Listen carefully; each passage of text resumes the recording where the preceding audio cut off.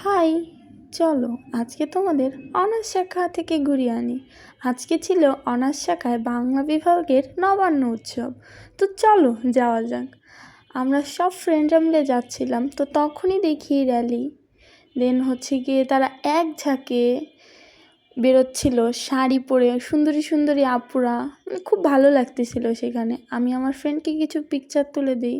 পিকগুলো আমি কালেক্ট করতে পারিনি, যার জন্য আপনাদের দেখাতে পারলাম না। দেন বাংলা বিভাগ থেকে ঘুরে এখানে একটু বসি। দেন আমার মিষ্টি আপুর সাথে দেখা হয়ে যায়, এইটা হচ্ছে আমার আনিকা আপু। দেন তাকে একটু ফটোশ্যুট করে দেই, আমি তার সাথে কিছু ফটো তুলি। দেন বাসের সাথে আমার কিছু পিকচার তোলার ইচ্ছা ছিল, সেটাও আমি আজকে পূরণ করলাম।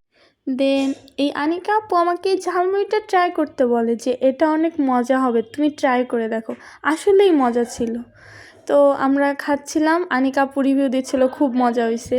আর এই আপুটা বলতেছিল এভারেজ, মানে তার কাছে ভালো লাগে না, আমার কাছে ভালো লাগছে যদিও।